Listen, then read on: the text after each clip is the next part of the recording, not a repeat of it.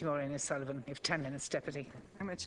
I sometimes wonder about the point of the programme for government, regardless of which political party is behind it and regardless of what title goes with it, because it's bound to be very aspirational, it's bound to be very wide-ranging, it's bound to be innovative and creative, heralding new dawns, etc. But as to the reality that it leads to, I think, is another matter. I accept the need for a principled approach for a new government, but sometimes I think principles get lost in the language, especially if the language is figurative and colourful, because then there's a danger of it becoming jargonistic and cliched. And I reread the programme for government for today's debate, and I was struck by the opening statement of common purpose and again the language there: democratic revolution, political whirlwind, delivering change, begin to mending the pieces of a fractured society, and that the key objective will be to repair our society over the next 5 years and get our people back to work. And from there on it is we will. Sometimes I think just one principle, and that is commitment to social justice and making our society a more equal place, might just do on that front. And I think one way of bringing that about or ensuring that it has a chance is by committing to a quality proofing of budgets and a social impact analysis of them before they become a reality. You know, the caiiste go mána an is agus céim fág go bhfuil méid caiimh trí lá an díospóireacht seo, because tá is a game catá ag tarlú inis. Beag sibse a caint féin na buntáistí, agus beag sib go léir sásta, agus bé míadna an taobh seo a caint féin na deacreachtaí, agus na faibanna agus na míbuntáistí. There is a predictability about this debate, and I wonder the point behind it. Obviously, you want to talk about what has been achieved, and we will be looking at what has not been achieved. Fortunately, I didn't decide to spend my speaking time in reaction to the ministers who were supposed to be here. I decided that I would look at just the issues that I have been following up on and looking at them in terms of what was in the programme for government. And I'm going to begin with housing, as I know others have. And I think there is a massive, massive crisis in housing in this country. I know we have it in Dublin Central. We have a private rented sector with serious issues with rogue landlords who don't maintain a high standard of quality in the accommodation. There's consistent overcrowding through subletting. Now, I've been quoted various acts and various regulations of what is there to deal with that, but they're not worth the paper they're written on unless they're implemented. And the proof of that is, or lack of proof I should say, is that we still have landlords who are not registered with the PRTB. We still have areas of high rates where illegal dumping is coming from private rented accommodation. We have landlords who will refuse to take those on rent allowance, and we have landlords who are increasing the rents all of the time, and so adding to the crisis that is there. We have a local authority who just do not have enough houses to cater for those in need of housing, and we have an increasing number of voids that are not being tackled. We know the statistics, some 89,000 waiting since last May, and in January this year, waiting lists of 90,000. And we know that those working with the homeless, we can have up to 5,000 people homeless at any stage in this country.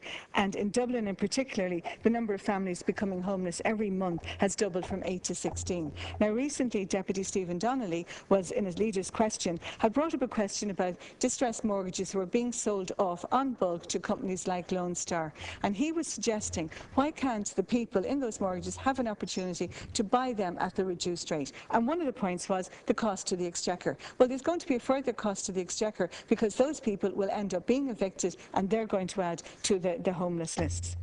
This morning, Deputy Joan Collins had a question, and the Taoiseach's response was that she was looking for an immediate response to this. But this didn't happen overnight. This has been on the cards for quite a number of years. And OK, I accept it was something that you inherited, but it has worsened instead of bettered on what's happening here. And I think very simply, money and the 15 million that was allocated, Dublin City Council could take that all entirely and they still wouldn't have enough. But something specifically on opening up voids, because every local authority area has these voids, and something about the way in which that property market, the private rented, is on the increase all of the time now.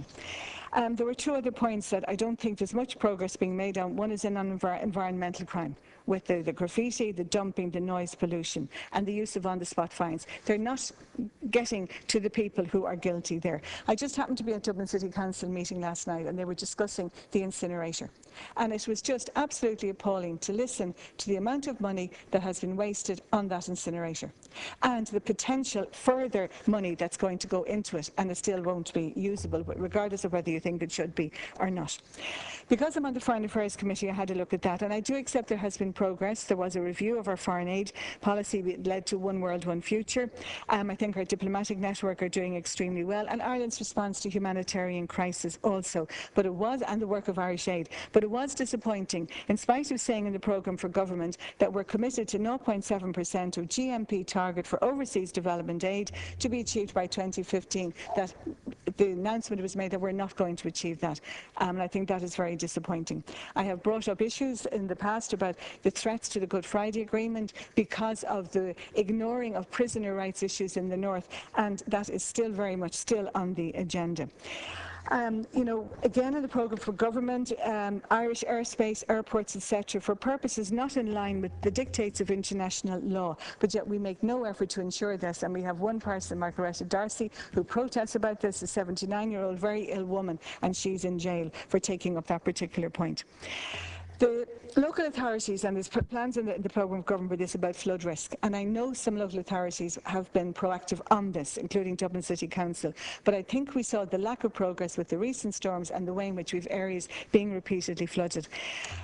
One point I want to make, and I brought it up before, is that even though Dublin City Council have been involved in preventative measures, the insurance industry, the Insurance Federation, are paying not a blind bit of notice to this, and they will still continue not to insure houses even though those measures have been implemented. And they even won't insure houses and homes in areas, okay, there may have been flooding at one end of the area, but at the other end where there was no flooding, and they still won't insure on that. Education I'm particularly interested in, and the Minister Quinn quoted about that debt is our primary mechanism for systematically promoting greater equity within our school system. And we're seeing compelling evidence that DESH works in primary schools. Right, even now there are calls coming in from DESH schools about the dangers of losing teachers because the numbers might be down by 1 or 2 from the previous year. The Minister talks about reform of the junior cert and leaving cert systems, but that has turned out into downgrading history and geography. It's looking at no objective exam for the whole 6 years that you're in second level school. There's an inadequacy in the service training for the reforms for English, and the school certificate. There are genuine concerns on the parts of teachers who are involved that are not being addressed. The whole issue of the quality and the effectiveness of teaching at Irish, it's well spelled out in the programme for government, but it's not being progressed. And the Minister, I know, is looking at second level, but I think that has to start at primary level. And the teachers are not coming out of the training colleges with that interest and commitment. I'll probably be the only one who will bring this up, but I'm concerned with animal welfare. And in spite of the recent bill and the efforts by some of us to really address issues of animal welfare, we are still a cruel country when it comes to our treatment of animals. And we see that with the hare coursing. We're one of the very few countries to continue to allow that. We see it because of injuries to both hares and greyhounds. We have the digging out of foxes. Even people who are fox hunters think that is cruel. We see serious neglect of horses. And even though there is a ban on stag hunting, it is blatantly being ignored. The badger issue, animals in circus, another fur farm has opened up, vivisection. And those who are dedicated people who are into animal welfare, who protest peacefully, they're being harassed, they're being physically assaulted, and they're being threatened when they go to protest, and there's an inactivity on the part of the Gardaí when they bring up those issues. The commitment on disability and mental health, and I think one way would be if the government would ensure, or would say, that when it comes to budgets, that people with a disability, physical or mental, are sacrosanct, and they don't have the additional worry coming up to budgets that something is going to happen there.